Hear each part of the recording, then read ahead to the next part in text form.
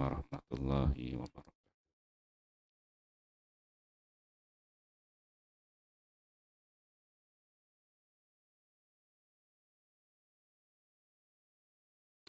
Kalimah tayyibah, kalimah iman.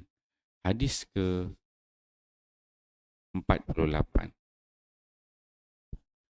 An Itban bin Malik radhiyallahu anhu anin Nabi sallallahu alaihi wasallam qala la yashhadu ahadun an la ilaha illallah wa anni rasulullah fayadkhulan nara aw tat'amahu wa huwa ba'dul hadis rawahu Muslim bab ad-dalil ala an man mata. Sayyidina Itban bin Malik radhiyallahu anhu meriwayatkan bahawa Nabi sallallahu alaihi wasallam bersabda, seseorang yang bersaksi bahawa tiada Tuhan yang layak disembah melainkan Allah Subhanahu wa taala dan aku yakni Muhammad sallallahu alaihi wasallam ialah pesuruh Allah, tidak akan dimasukkan ke dalam neraka atau dimakan oleh api neraka. Hadis riwayat Muslim. An Abi Qatadah an abihi radhiyallahu anhuma qala qala Rasulullah sallallahu alaihi wasallam man syahida an la ilaha illallah wa anna Muhammadan Rasulullah fadhalla biha lisanuhu wa tama'anna biha qalbuhu lam tatma'hu an-nar. Rawahu Baihaqi Sya'bul Iman. Sayyidina Abu Qatadah radhiyallahu anhu meriwayatkan daripada bapanya bahawa Rasulullah sallallahu alaihi wasallam bersabda, sesiapa yang bersaksi bahawa tiada Tuhan yang berhak disembah melainkan Allah Subhanahu wa taala dan sesungguhnya Muhammad pesuruh Allah, hingga lidahnya menjadi lembut dan hatinya menjadi tenang kerana banyak menyebut kalimah taibah, nescaya dia tidak akan dibakar oleh api neraka. Riwayat Baihaqi. Alhamdulillah tuan-tuan dan mulia, pagi ini kita membaca dua hadis Nabi sallallahu alaihi wasallam. Hadis di bawah tajuk kalimah tayyibah, kalimah iman. Hadis yang ke-48 diriwayatkan oleh Itban bin Malik. Itban bin Malik ni salah seorang sahabat Nabi sallallahu alaihi wasallam. Itban ni apabila Nabi sallallahu alaihi wasallam berhijrah ke Madinah, jadi sahabat-sahabat daripada Muhajirin daripada Mekah yang pergi ke Madinah ni disaudarakan oleh Nabi sallallahu alaihi wasallam dengan orang Madinah, supaya orang Mekah yang datang sehelai sepinggang, tak bawa harta, dengan keadaan yang susah ini dapat saudara di Madinah dan dapat bantuan. Jadi Itban ni dia orang Madinah, orang Ansar lah Madinah. Dia ni disaudarakan oleh Nabi sallallahu alaihi wasallam dengan Umar Al-Khattab.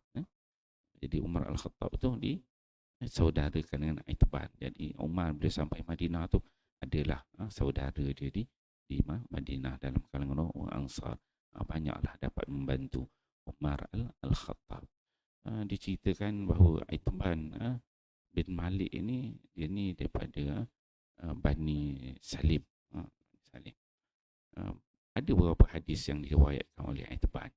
Di antara kisah dia menarik ialah pernah satu ketika dia jumpa dengan Nabi sallallahu alaihi wasallam, dia minta ta'azzur, minta keuzuran daripada untuk solat di masjid, katanya. Boleh tak? Dia kata kalau solat dekat rumah, kata. Nabi dia tanya, kamu dengar ada azan? Lepas tu dia kata, dengar. Dia kata kalau dengar tak boleh, kena sembahyang dekat masjid, kata. Tu dia ingat pesanan Nabi kepada Itban. Dia minta excuse daripada pergi ke masjid. Nabi kata kalau dengar azan, iza sami'an nida, bila dengar nida azan itu kena salat dekat masjid. Itu arahan daripada Nabi. Itban ni dia ni jadi imam dekat kampung dia. Dia dekat Madinah tu ada satu tempat dekat Bani Salim tu, dekat dengan Masjid Jumaah, dekat on the way nak pergi ke Quba, tak jauh lah, mungkin dalam 3-4 km gitu daripada Masjid Nabawi. Dia jadi imam dekat kaum dia Bani Salim. Diikut dengan Nabi perang-perang Badar, perang Uhud. Tapi di akhir usia dia dah tua, dia jadi mata dia jadi kabur. Dia jadi macam buta lah, tak nampak. Jadi dia nak pergi ke masjid daripada rumah dia tu, nak ke masjid ada lembah yang menyebabkan dia susah untuk pergi ke masjid untuk jadi imam. Oleh sebab itulah dia minta dengan Nabi nak semayang dekat rumah. Kemudian satu ketika dia menjemput Nabi SAW. Dia minta dengan Nabi supaya datang ke rumah dia, semayang dekat rumah dia. Supaya dia nak jadikan tempat di mana Nabi SAW solat itu bagi tempat untuk dia semayang, dia sujud. Maka satu hari Nabi SAW dengan Abu Bakar datang ke rumah tempat ni, semayang dekat situ rumah Nabi. Dan lepas Nabi semayang tu, kemudian baru dia jamu dengan makan. Kalau tengok daripada kisah para sahabat ni, Nabi bila pergi rumah sahabat, dia buat ibadat dulu. Datang rumah sahabat, buat ibadat dulu.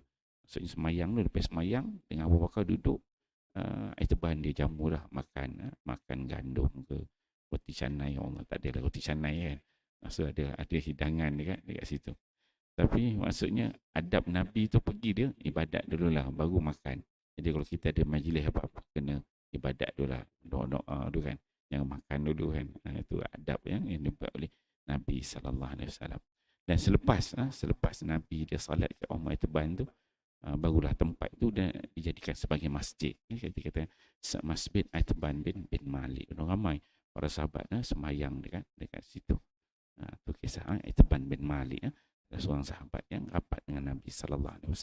So dalam hadis ini dia kata la yashhadu ahadun, tidak menyaksikan seseorang tu kalimah la ilaha illallah wa anni, dan aku ini adalah Muhammad sebagai pesuruh Allah. Maka kata Nabi SAW, orang yang membuat penyaksian kalimah tayyibah, kalimah la ilaha illallah Muhammadur Rasulullah ini, kata Nabi, dia ni tidak akan dimasukkan ke dalam api neraka, tidak dimasukkan dalam api neraka. Autat ma'ahu, ataupun yang kedua, api neraka pun tak boleh nak makan dia. Satu, tak dimasukkan ke dalam api neraka. Yang kedua, kata Nabi, kalau masuk api neraka pun, api neraka tak boleh nak membakar dia. Itu hebatnya orang yang ada dalam diri dia kalimah la ilaha illallah, kalimah tayyibah, kalimah iman. Kemudian teruskan dengan hadis yang ke-49. Hadis Abi Qatadah an Abi.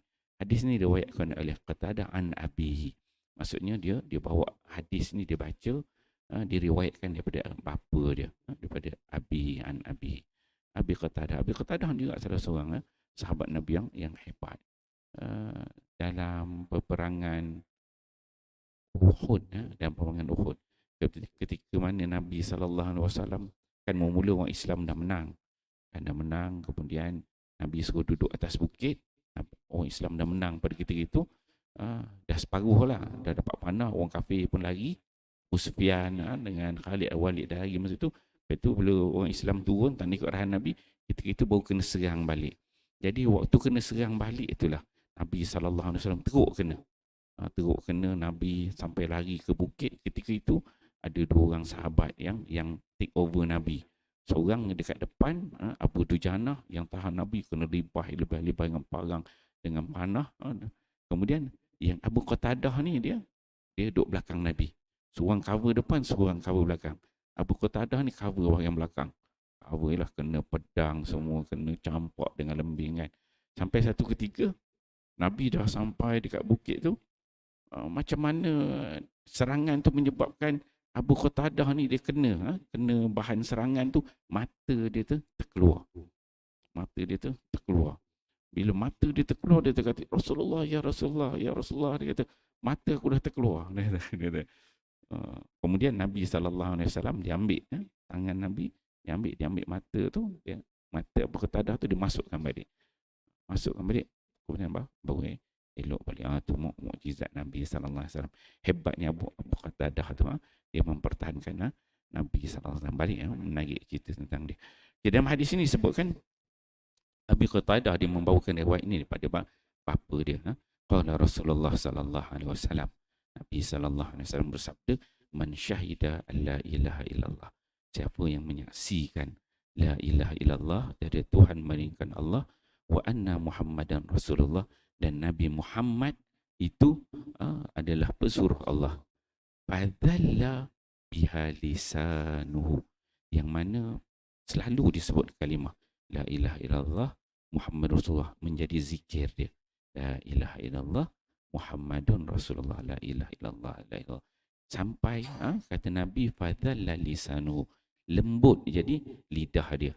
Watma'anna bihi qalbu, hati dia pun jadi lunak. Hati jadi lunak, lisan lidah dia pun jadi lembut. Maka kata Nabi sallallahu alaihi wasallam, lam tatma'hu an-naru, maka dia ni tidak akan tubuh badan dia ni dia akan dimakan oleh api neraka.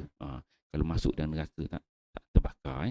Sebab apa? Sebab ada kalimah la ilaha illallah dalam diri kita. InsyaAllah tuan-tuan kita fahami dua-dua hadis ini betapa pentingnya kalimah tayyibah, kalimah iman ini sentiasa ada dalam diri kita, tidak kita mensyirikkan Allah Subhanahu wa taala sekali. Dan pentingnya zikir-zikir kalimah tayyibah ini ada kelebihan dia disebutkan oleh Nabi sallallahu alaihi wasallam. Jadi kita fahami, kita amal dan kita sampaikan.